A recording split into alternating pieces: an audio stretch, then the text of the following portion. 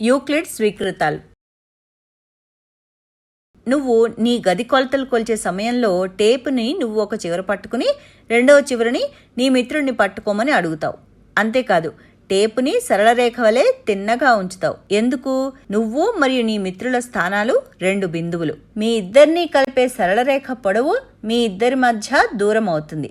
మీ ఇద్దరి మధ్య దూరం స్థిరంగా ఉంటుంది. కాబట్టి మీ ఇద్దరినీ కలిపే సరళ రేఖ యొక్క పొడవు కూడా స్థిరంగా ఉంటుంది. మరియు మీ ఇద్దరినీ కలుపుతూ ఒకే ఒక సరళ రేఖ ఉంది. ఇది చాలా చిన్న పరిశీలన. యూక్లిడ్ ప్రకారం ఒక బిందువు నుంచి ఏ బిందువుకైనా రేఖను గీయొచ్చు. ఇది ఒక స్వీకృతం. ఇటువంటి రేఖ ఒకటి కంటే ఎక్కువ గీయలేం.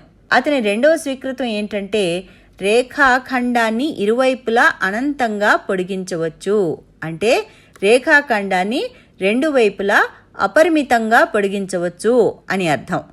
వృత్తం గీయడానికి నీకేం అవసరం? ఖచ్చితంగా దాని వ్యాసార్థం మాత్రమే. ఏదైనా కేంద్రం, ఏదైనా ఒక వ్యాసార్థంతో వృత్తం గీయొచ్చు. అంటే నీకు ఏదైనా ఒక బిందువు కేంద్రంగా మరియు ఏదైనా వ్యాసార్థం ఇస్తే వృత్తం గీయడానికి అది సరిపోతుంది. కాబట్టి ఇదొక స్వీకృతం. ఇచ్చిన కేంద్రము మరియు వ్యాసార్థాలతో వృత్తాన్ని నిర్మించగలము. అన్ని లంబకోణాలు ఒకదానికొకటి సమానము. యూక్లిడ్ ప్రతిపాదించిన మరొక స్వీకృతం ఇది. అంటే ఒకదానికొకటి లంబముగా గల 2 సరళ రేఖల మధ్య కోణం ఎల్లప్పుడూ సమానము.